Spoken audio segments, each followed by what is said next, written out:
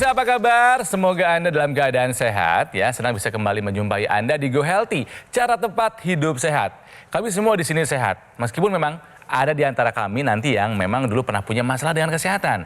Tapi kami apresiasi karena dia mau datang ke Go Healthy untuk berbagi masalahnya seperti apa dan apa yang sudah dilakukan untuk kembali pulih. Bersama saya di sini ada dua praktisi kesehatan, dua sahabat saya, ada Mas Boyke dan juga ada Mbak Preti. Halo, apa kabar? Kabar baik Kang Ronald. Pemirsa apa kabar? Salam sehat. Salam sehat. Jangan lupa bahagia. Pak Diki apa kabar? Alhamdulillah baik Kang Ronald. Pernah terkena stroke usia masih muda padahal ya waktu itu ya? Iya, usia 51. Usia 51 terkena stroke. Dan memang pada saat terkena stroke ada kebahagiaan yang hilang ya Pak ya? Iya, betul. Ada yang direnggut ya Pak ya? Iya, betul. Berapa lama tuh? 3 bulan. 3 bulan tuh nggak bisa ngapa-ngapain? Iya, nggak bisa jalan, lumpuh separuh. Sama sekali nggak bisa jalan? Sama sekali nggak bisa jalan. Bicara? Sempat 2 bulan itu sempat bisu, tapi terus Aduh, nggak keluar suara Pak? nggak keluar suara. Aduh. Terus akhirnya pelo. Ya. Asalnya nggak bisa bicara sama sekali, kemudian pelo dan sekarang udah bisa kembali bicara ya? Alhamdulillah. Nah, Pak Diki datang ke Go Healthy tentunya dulunya pernah punya masalah kesehatan meskipun sekarang sudah tahu cara menangannya seperti apa. Sudah ada di jalur yang benar. Seperti apa kisahnya? Ini dia.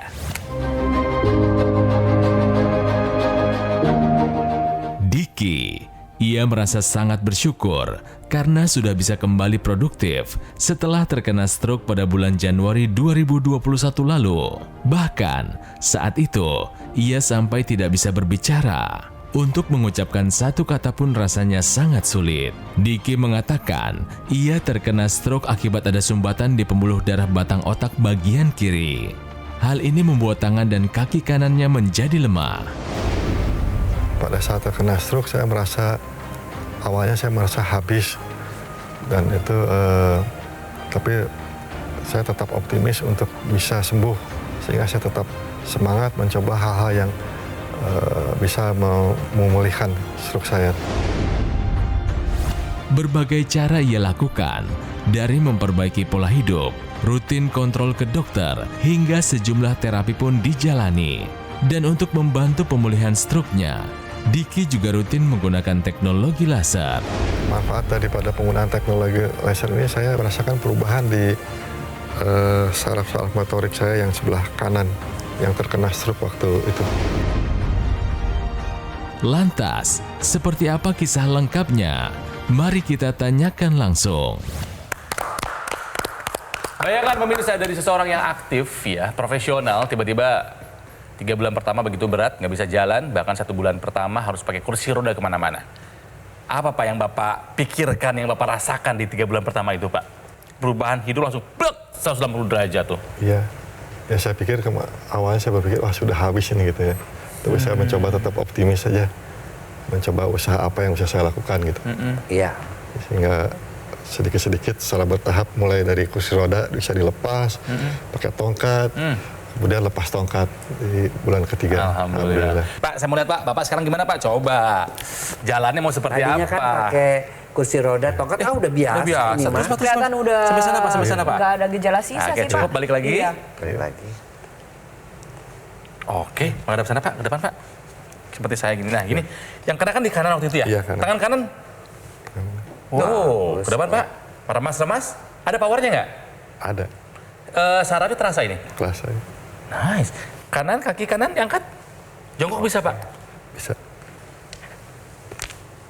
Wow, oke. Berarti dari sisi fungsi sensorik motoriknya sudah baik.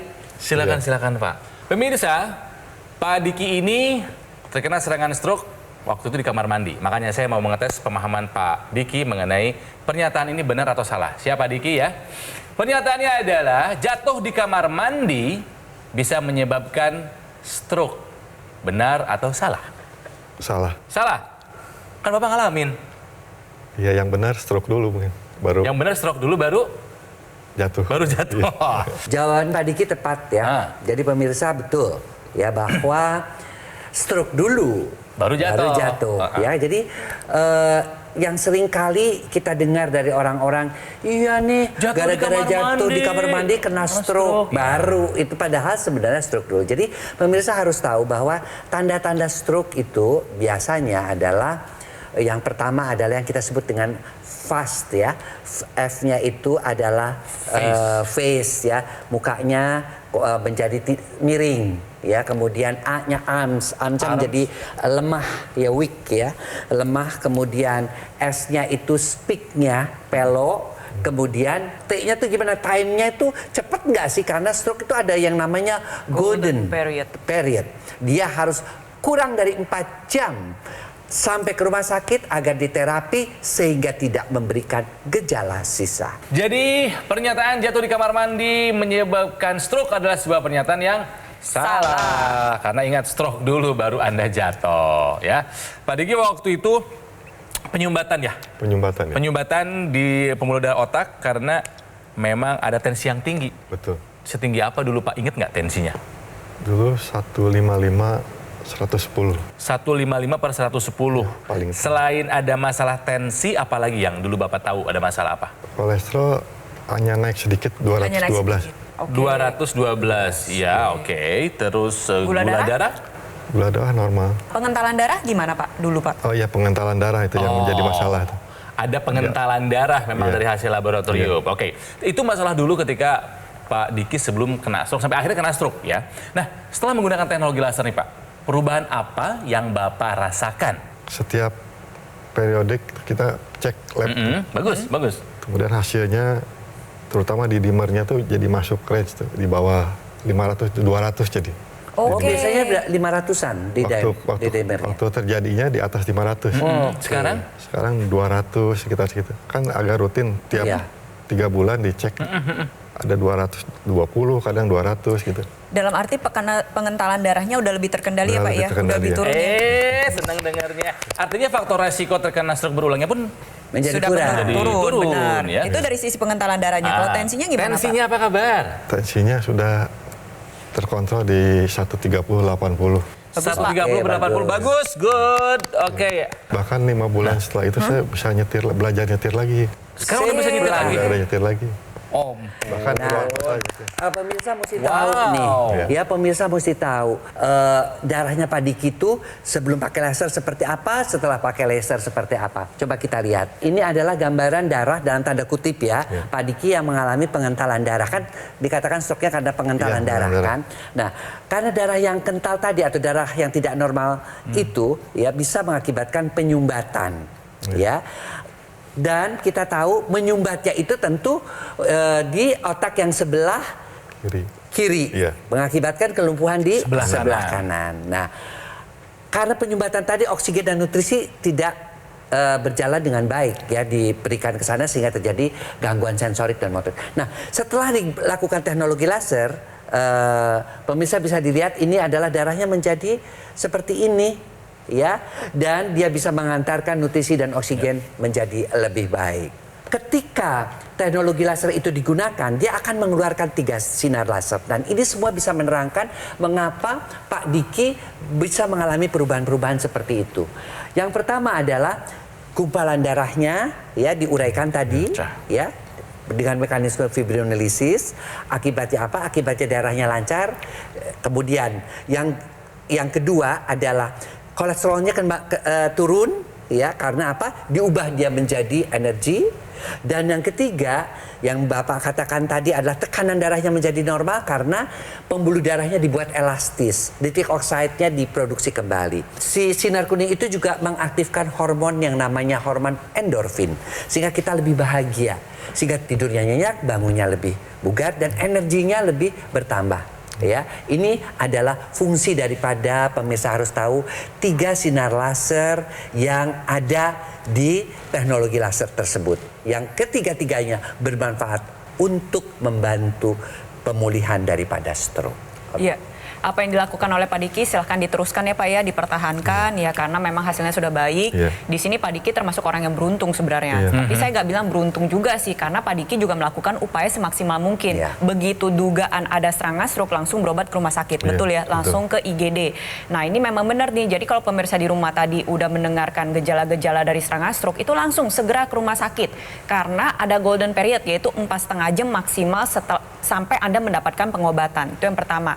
Lalu Pak Diki juga berupaya maksimal mungkin. Jadi obat dari dokter dikonsumsi, betul ya Pak ya, kontrol rutin, terapi juga iya, merubah gaya hidup, ditambah juga dengan menggunakan teknologi laser.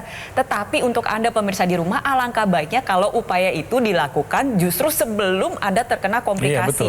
Dari sejak usia muda Anda terapkan gaya hidup sehat, Anda medical check up secara rutin, lalu Anda juga gunakan teknologi laser. Karena begini Pak, banyak sekali ya tren-tren sekarang ini serangan stroke terjadi pada anak-anak muda.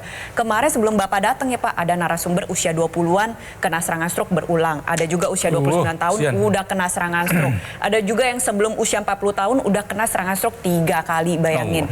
Jadi serangan stroke ini bukan cuma milik orang tua nih pemirsa di rumah. Yang masih muda-muda, ayo take action dari sekarang, kita gunakan teknologi laser sebagai pelengkap gaya hidup sehat kita. Tapi mungkin Anda penasaran, seperti apa nih teknologi laser yang digunakan oleh Pak Diki? Nih, seperti ini. Contohnya ya, ada dokter laser, ada juga AccuLaser. Sama-sama dari Gogomol pemirsa. Jadi ini adalah alat kesehatan yang sudah membantu meningkatkan kesehatan masyarakat Indonesia selama lebih dari 10 tahun. Nah, kalau digunakan secara rutin, sehari 2 kali, durasi 15 sampai dengan 60 menit, bisa membantu mengendalikan angka diabetes, hipertensi, kolesterol tinggi, dan juga asam urat. Harapannya bisa mencegah komplikasi yang mungkin saja terjadi seperti stroke, serangan jantung, gagal ginjal, dan lain-lainnya. Pemirsa, apalah artinya dapat ilmu tanpa Anda take action? Makanya, take action sekarang juga dapatkan AccuLaser ataupun dokter laser dengan cara menghubungi nomor yang ada di layar kaca. Tim call center Gogomol nanti akan membantu Anda ya, menjelaskan secara detail bagaimana cara untuk mendapatkannya. Dan ayo dimanfaatkan, ada promo-promo dan program cicilan 0% untuk membuat Anda makin semangat mendapatkan sekarang juga dokter laser ataupun AccuLaser. Tapi ingat pemirsa, pastikan Anda mendapatkan yang asli ya, yang berkualitas, bermanfaat, dan bergaransi. Itu hanya ada di Gogomol. Ingat ya, hanya ada di Gogomol. Jadi ketika Anda mendengar kata teknologi laser, langsung yang Anda ingat adalah dokter laser ataupun AccuLaser dari Gogomol. Jadi pemirsa, siapapun kita, profesi apapun, usia berapapun, ingat, kualitas darah dan pembuluh darah adalah hal yang paling penting yang menentukan kualitas hidup kita. Ayo, atasi masalah kesehatan dan cegah komplikasinya. Sekarang juga, semangat! Kembali lagi di Go Healthy, cara tepat hidup sehat, belajar dari kisahnya Pak Diki ya. Usia 51 tahun saat terkena serangan stroke. Jadi pemirsa ingat ya, stroke ini jangan pernah menganggap ini adalah penyakit orang tua. Usia 50 tahunan ada, usia 40 tahunan ada, usia 30 tahunan juga ada yang terkena stroke. Ya, kalau apa? Kalau kita memang tidak menjaga atau melakukan pola hidup sehat. Nah, kita belajar dari kisahnya Pak Diki ya. Kebiasaan apa kira-kira nih yang membuat Bapak dulu sampai kena hipertensi tinggi yang akhirnya menyebabkan stroke? Dari pola makan. Kenapa Pak Diki makannya? Kan setiap tahun kita ada MCU tuh. Medical check up. Hasilnya bagus. Terus akhirnya kita nggak kontrol, jadi makannya nggak kontrol. Karena hasil MCU-nya bagus, sombong. Overconfidence jadinya ya, bablas. Makan santan-santan segala macam. Santan, gorengan, goreng-goreng suka? Gorengan, ya. Santan, goreng yang tinggi gula sama garam, suka ya Pak ya? Iya. Oke, jadi Bapak ngaku ya, makan, nggak dijaga. Pola minum juga dulu gimana tuh? Jangan suka minum yang manis-manis lagi. Sebelum kena stroke ya kopi. Kopi manis? Kopi manis. Sehari berapa banyak? 2 cangkir aja. 2 cangkir. Bertahun-tahun kebiasaan seperti itu? Iya. Ya. Bertahun-tahun. Oke, makan, minum nggak dijaga. Olahraga nggak apa dulu Pak, zaman sebelum kena stroke? Olahraga sering badminton. Nah, serutin terus? apa? Seminggu sekali. Fitnessnya seminggu 2 kali. Seminggu 2 kali. Tapi Berarti kurang. Bapak sebenarnya ada latihan beban, Ada sebetulnya. Latihan kardionya juga ada ya melalui latihan badminton. Badminton hanya sambil sosialisasi Nah, sama lebih teman. banyak sosialisasi. ngobrolnya ya Pak ya? Iya. Daripada geraknya gitu ya Pak ya. Kalau nge-gym juga lebih banyak ngobrolnya atau ngangkat bebannya? Angkat beban terus ini WA gitu. Iya itu banyak tuh yang kayak gitu, ngangkat bebannya 1 set. Habis itu restnya balesin HP, Iya. megangin HP 10 menit gitu ya Pak ya. Ini anak-anak gym tahu banget soalnya ya. Oke, makan, minum nggak dijaga, olahraga juga kurang banget ya. Tidurnya bagaimana Pak Diki dulu sebelum kena stroke? Karena agak kurang, tidurnya terlalu malam juga. Kurang secara durasi Waktu durasi, kurang, ya. secara kualitas pun Sama kurang. kurang juga Iya, ya. iya. Oke, Berikutnya kerja kantoran, pasti ada stresnya. Nah, manajemen stresnya Pak Diki bagus nggak dulu? Kurang piknik mungkin. Kurang healing gitu ya Pak ya. Nah, yang saya tanyakan itu adalah 4 pilar pola hidup sehat pemirsa ya, makan, olahraga, istirahat, dan manajemen stres gitu kan ya. Nah, akhirnya membuat Pak Diki tensi tinggi, pengentalan darah, akhirnya terkena stroke gitu kan ya. Secara fisikal terdampak, secara emosional terdampak nggak Pak dulu Pak pas kena stroke? Iya, terdampak. Apa yang Bapak rasakan secara emosi waktu itu? Sempat jadi rendah diri juga ini. Ini nggak bisa apa-apa gitu. Kita udah, Minder gitu kalau mau ketemu orang. iya, ini sudah seperti nggak berdaya lah gitu. Seperti nggak berdaya. Terus support sistem Bapak dari mana tuh, dari keluarga? Keluarga terdekat, terutama yang terdekat, terus keluarga besar juga support terus. Oke. Sekarang Bapak ada latihan mandiri atau ikut fisioterapi ke rumah sakit atau bagaimana? Fisioterapinya sudah diberhentikan. Sudah selesai. Kemarin kan fisioterapi sama akupuntur yang rutin waktu itu. Sekarang masih Sekarang sudah dikurangin. dikurangin. Obat-obatan juga Obat sudah. apa? Obat-obat CPG juga sudah di pengencer itu sudah di intervalnya sudah di lebih lebar. Dalam arti dosis obatnya turun ya Pak Iya, ya, sudah sesuai turun. dengan anjuran dokter ya Pak ya. Turun. Dan Karena- itu Iya. dan itu terjadi setelah menggunakan teknologi laser kan. Betul, ya. Jadi si teknologi laser itu membantu Betul. nih pemirsa, membantu mempercepat pemulihan stroke. Iya. Bahkan sampai dosis-dosis obat pun diturunkan. Karena apa? Karena ya dia kerja pada level darah dan pembuluh darah. Sehingga kalau itu terbantu aliran darahnya lancar kan otomatis. Obat-obatan yang masuk juga ke dalam tubuhnya menjadi lebih baik, lama-lama dosisnya dikurangi. Oke. Kita lanjut nanti ya, tapi sekarang ini ada informasi penting buat Anda pemirsa. Tahukah Anda melatih fungsi sensorik dan motorik penting untuk pemulihan stroke ya, dan ini yang sedang dilakukan juga oleh Pak Diki ya. Iya betul Berarti sekali. Kebetulan Pak Diki ini termasuk yang udah pulih 95% lah ya Pak ya. Saya boleh Iya. katakan ya Pak ya. Yes. Dalam arti Bapak saat ini mungkin udah gak latihan sesering dulu. Karena kan saat ini memang udah gejala si saya udah sangat berkurang. Iya. Tapi tetap dong latihan itu tetap terus Iya. dilakukan ya Pak ya. Iya. Bapak masih nge-gym Pak? Masih latihan beban? Masih, ya. Nah itu salah satu bentuk melatih kekuatan motorik. Iya. Tetapi pada pasien stroke ini gak cuma motoriknya saja yang perlu dilatih. Fungsi sensorik pun perlu dilatih. Nah di sini saya ingin membagikan tips latihan fungsi sensorik dan motorik untuk Anda yang sedang berjuang pulih dari stroke. Gerakan-gerakan ini saya lansir dari American Stroke Association. Kita mulai dari yang ringan terlebih dahulu sebelum ke yang kompleks ya pemirsa di rumah ya. Pertama, fungsi sensorik ini sendiri bisa dilatih misalkan ya Anda menyikat bagian kulit tubuh Anda dengan menggunakan sikat gigi, lalu bisa dirasakan ya, lalu dibedakan dengan sisi yang sehat, setelah itu misalkan disentuh dengan menggunakan kapas, atau latihan sekedar memegang air hangat dan air dingin. Jadi pegang dengan sisi yang sehat, lalu bandingkan dengan sisi yang mengalami kelemahan atau mengalami sakit.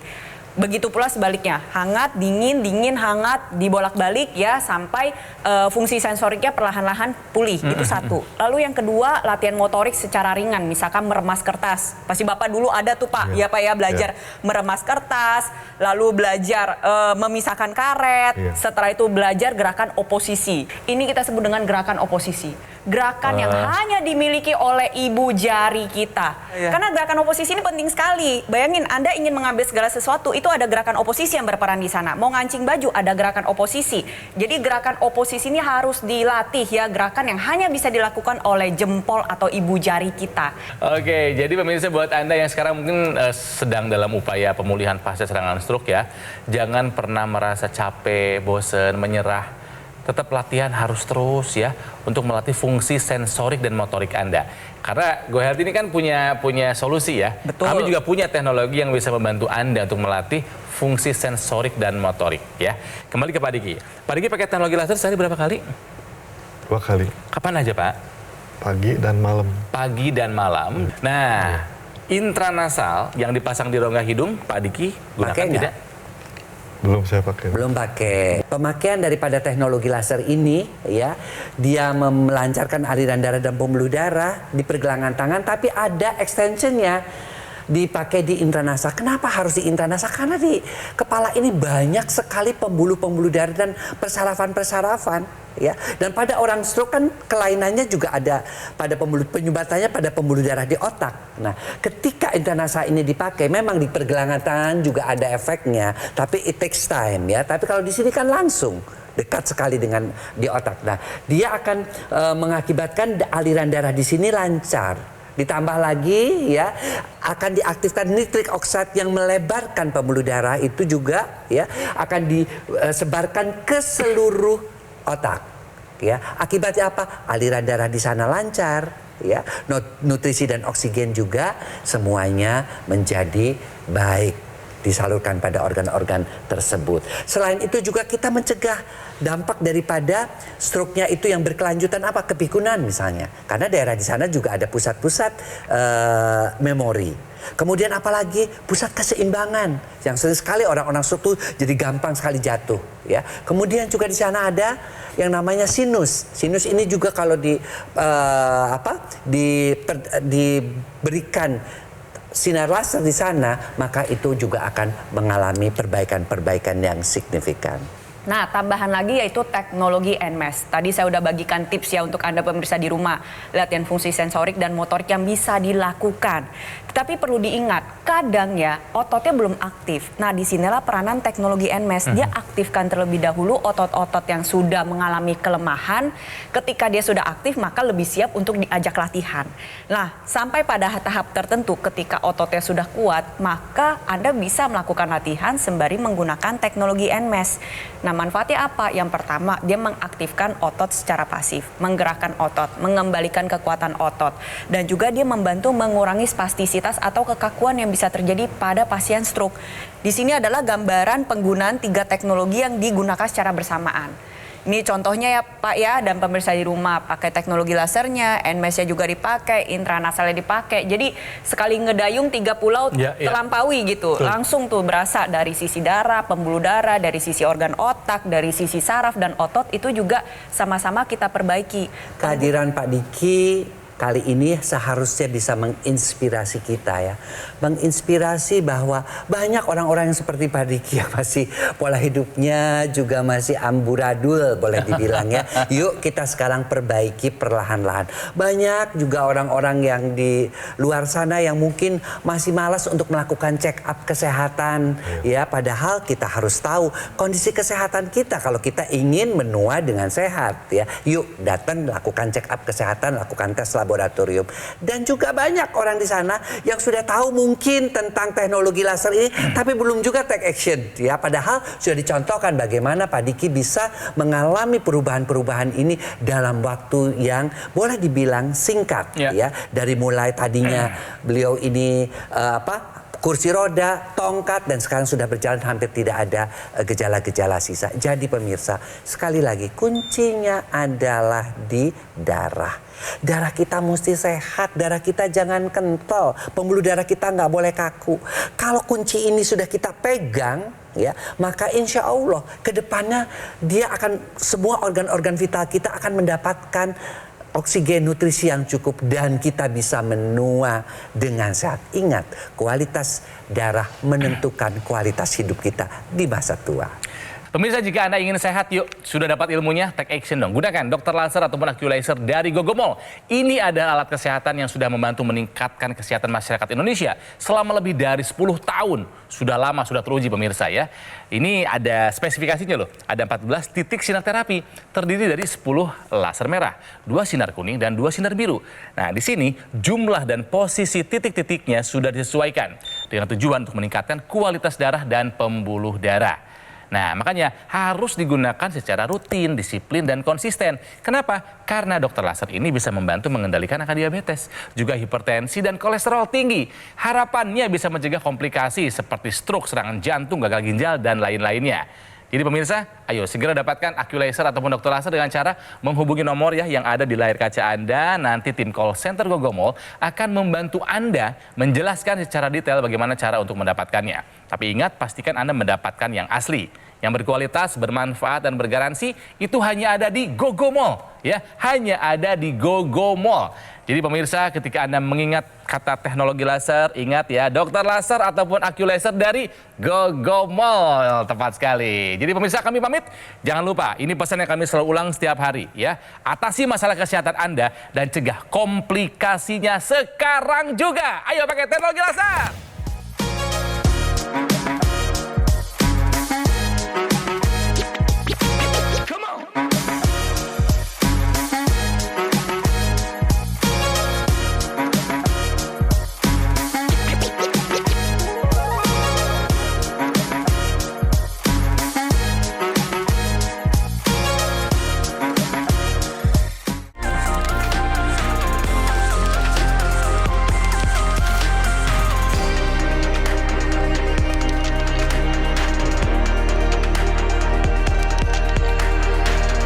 Jelajahi cara baru mendapatkan informasi. Download Metro TV Extend sekarang.